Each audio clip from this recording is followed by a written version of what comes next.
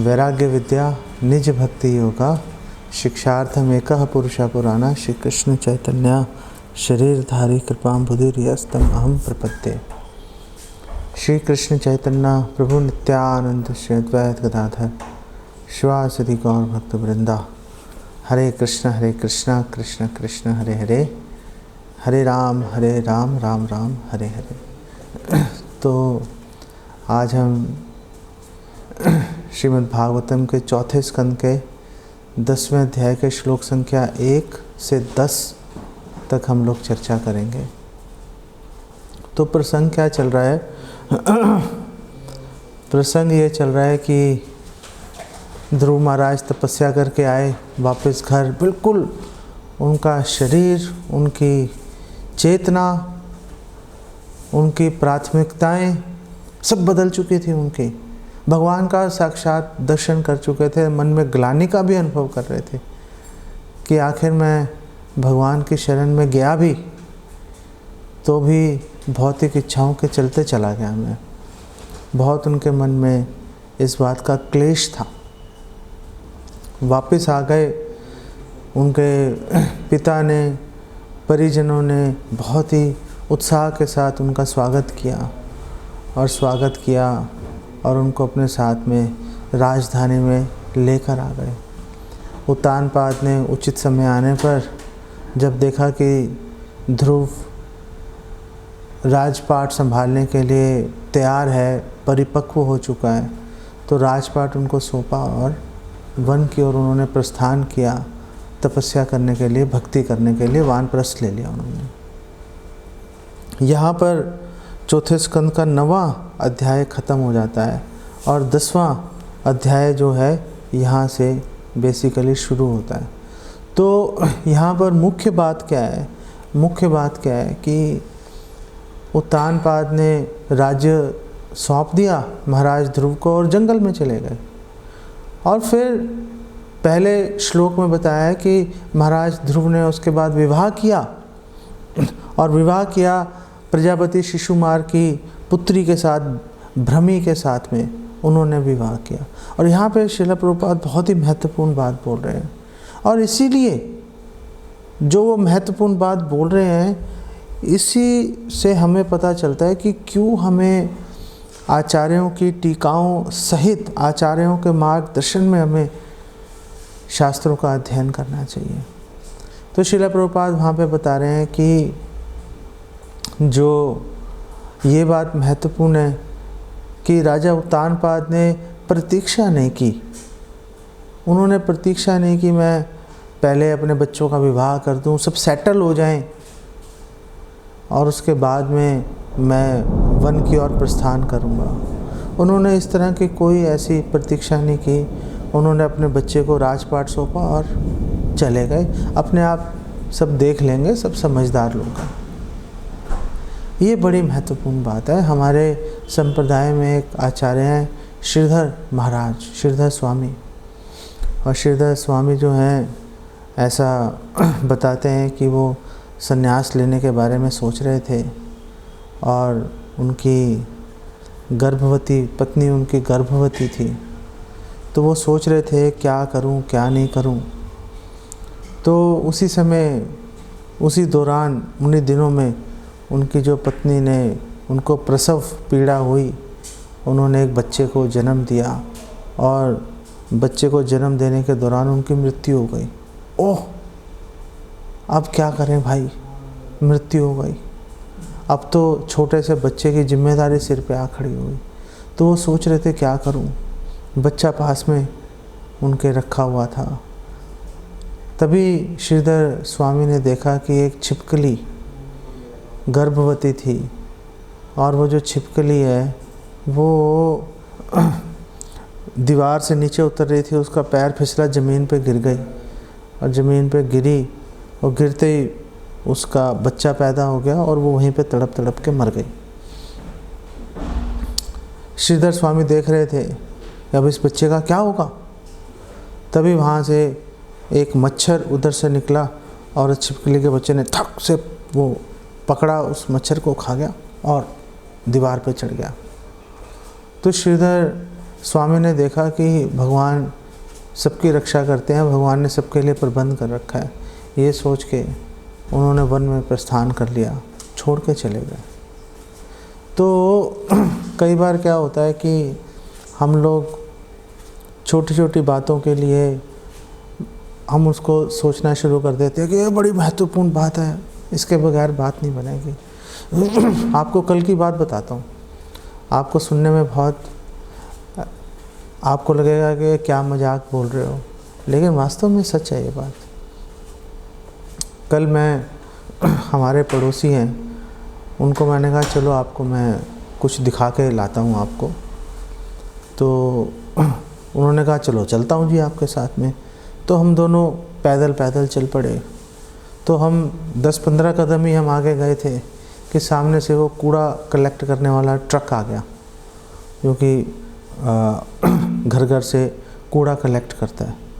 तो उस ट्रक को देख के वैसे ही उनके कदम वहीं पे जम गए।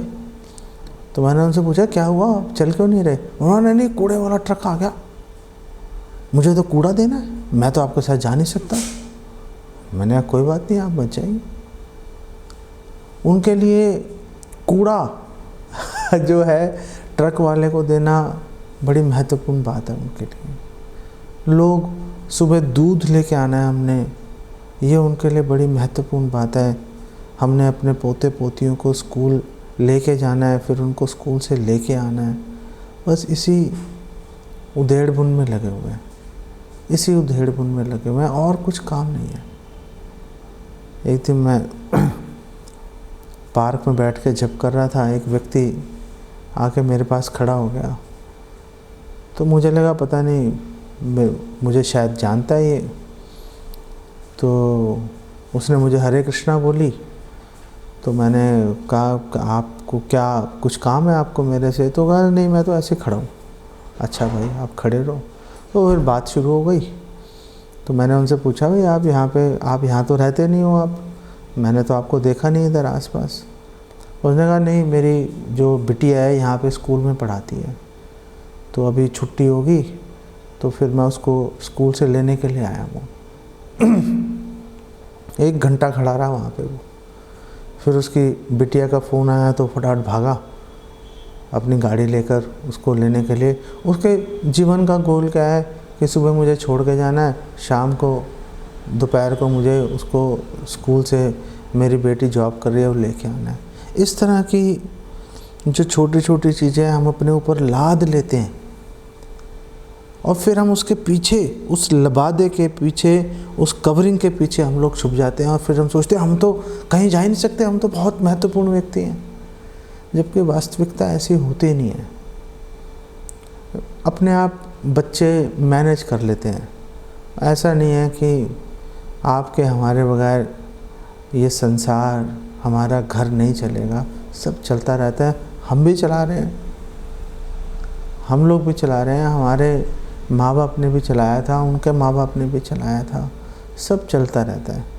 ये बात हम अपने दिमाग में हम लोग फिट नहीं कर पाते, अपने दिमाग में हम ये बात फिक्स नहीं कर पाते कि आखिर कैसे होगा। ध्रुव महाराज इसके बाद आगे बता रहे हैं कि ध्रुव महाराज ने फिर दूसरा विवाह किया वायु की पुत्री से। इला नाम की उनकी पुत्री थी वायुदेव की, उससे विवाह किया और उससे भी उनके 2 बच्चे पैदा हुए, उत्कल, और एक जो है उनकी बिटिया भी उनके घर में जन्म लिया। और फिर जैसा भगवान ने बोला था ध्रुव महाराज को, वो सच होके ही रहा, वो सच होके ही रहा कि ध्रुव महाराज का भाई उत्तम, जो सुतेला भाई है, वो वन में गया था शिकार करने के लिए। वहाँ पे यक्षों के हाथ लग गया और यक्षों ने मार दिया उसको। और पीछे सुरुचि उसको ढूंढते ढूंढते, खोजते हुए उसने जंगल में प्रवेश किया। जंगल की आग में जल के वो भी मर गई, वो भी मर गई। कैसे मर गई? उसने मतलब उसने ध्रुव महाराज को गले भी लगाया था बाद में। तो मतलब ध्रुव महाराज के हृदय में अब उनके प्रति बदले की भावना रही भी नहीं थी। तो फिर आखिर वो बेचारी कैसे मर गई? क्योंकि उसने अपमान किया था, उसने महाराज ध्रुव का अपमान कर दिया था। यहाँ पर एक बहुत ही महत्वपूर्ण बात यह है कि जब सुरुचि ने अपमान किया था ध्रुव महाराज का, उस समय ध्रुव महाराज एक वैष्णव के रूप में विख्यात नहीं थे। वो तो उनको वैष्णव बनना ही था, वो अलग बात है। लेकिन उस मोड़ पर, उस समय बिंदु के ऊपर ध्रुव महाराज वैष्णव के रूप में विख्यात नहीं थे। तो क्या करें इससे? आपने ये बात क्यों बोली? इसलिए ये बात बोल रहे हैं कि हमें बड़ी सावधानी से लोगों से व्यवहार करना चाहिए। हो सकता है कोई व्यक्ति आज वैष्णव नहीं हो, कल बन जाए, फिर क्या करोगे? वैष्णव अपराध का तलवार लटक गई हमारे सिर पे, अब क्या करेंगे? हमें तो पता नहीं था, हमें थोड़ा ना पता था कि ये जो ऐसे ही साधारण दिखने वाला व्यक्ति घूम रहा है, ये कल को वैष्णव भी निकल आएगा। जैसे मुकुंद प्रभु गए थे पुंडरीक विद्यानिधि से मिलने के लिए, गदाधर पंडित साथ में गए, वो पूरे ऐश्वर्य विलास के साथ रह रहे थे पुंडरीक विद्यानिधि, और वास्तव में वृषभानु है पुंडरीक विद्यानिधि। और गदाधर पंडित ने उनको देखा है कि ये तो, इन्होंने कहा था मैं किसी वैष्णव को मिलाने ले जा रहा हूँ, ये तो विषय लग रहा है मेरे को। तभी मुकुंद दत्त ने एक भागवतम के 1-2 श्लोक बोले, वो नीचे गिर पड़े भावावेश में आकर। पुंडरीक विद्यानिधि सारे कपड़े फाड़ लिए, बाल बिखरा लिए, सारे बर्तन भांडे सब तोड़ ताड़ डाले उन्होंने। तो उनको लगा अचानक गदाधर पंडित को, अरे ये तो वैष्णव है, परम वैष्णव। और गदाधर पंडित ने कुछ बोला नहीं था, मन में सोच रहे थे कि ये तो मतलब वैष्णव तो नहीं लग रहे। इसी से उनका दिल घबराना शुरू हो गया गदाधर पंडित का, क्या करूं, कैसे इससे छुटकारा पाऊं, कैसे बचूं इससे। तो गदाधर पंडित ने फिर चैतन्य महाप्रभु से कंसल्ट किया, उनसे परामर्श मांगा, क्या करूं, मेरे मन में बड़ी दुविधा है, मैं इनसे दीक्षा लेके इनके शरण ले लेता हूं मैं। चैतन्य महाप्रभु ने कहा बहुत अच्छी बात है, वेरी गुड, आप लीजिए।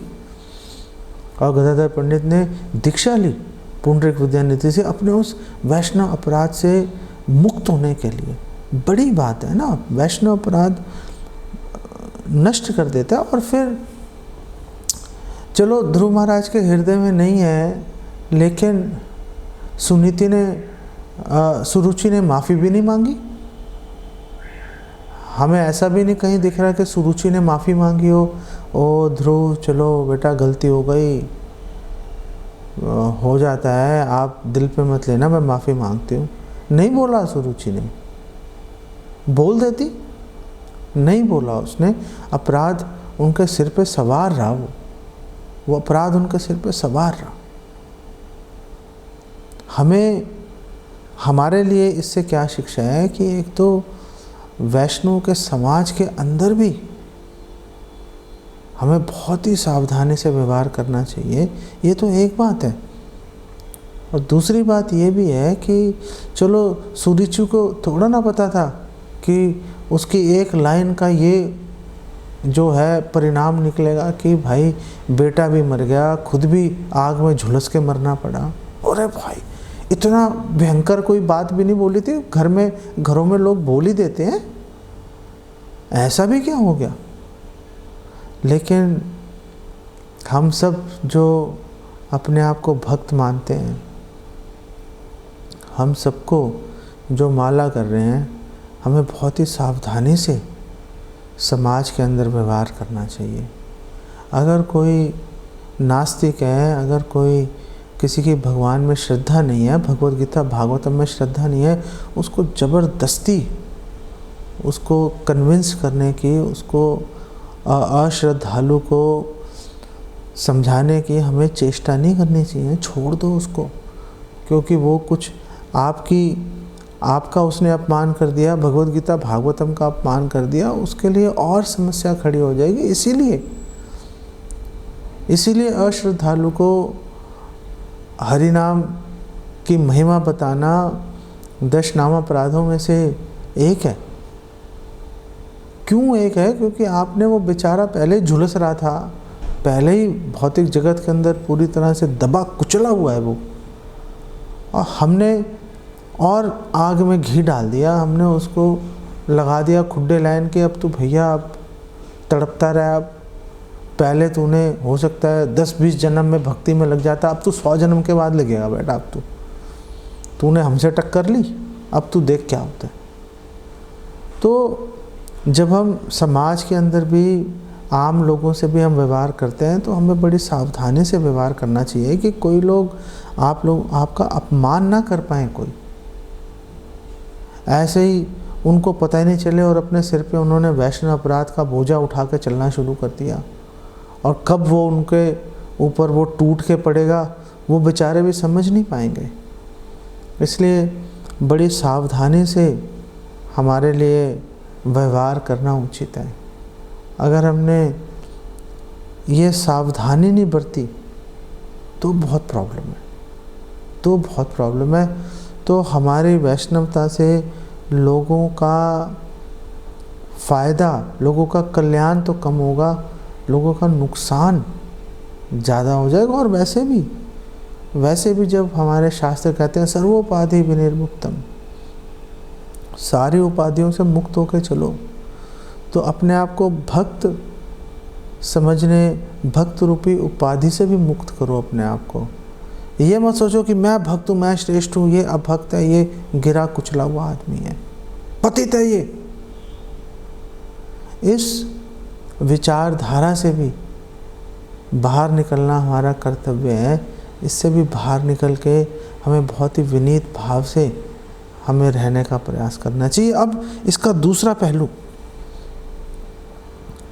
इतनी सारी बात करने के बाद अब दूसरा पहलू आ रहा है कि जब ध्रुव महाराज को पता चला कि अरे मेरे भाई को यक्षों ने मार दिया, हिमालयन रेंज पे के पास रह रहे थे वो लोग, तो ध्रुव महाराज गए बदला लेने के लिए क्रोध से भरकर। और ध्रुव महाराज गए और उन्होंने शंख बजाकर यक्षों को ललकारा। यक्ष भी बाहर निकला है लड़ने के लिए तुरंत उनसे। क्षत्रिय स्वभाव कहते हैं वो भी, आपस में दोनों लड़ने लगे। आप बोलो भक्त है भाई, भक्त क्यों लड़ रहा है? क्या ज़रूरत है भक्त को लड़ने की? लेकिन आप जिस वर्ण और जिस आश्रम में स्थित होते हो उसके अनुरूप व्यवहार करना ही ठीक होता है। अगर आप उसके विपरीत व्यवहार करोगे तो वो शोभा नहीं देगा। अर्जुन है, अर्जुन भगवान के पार्षद है,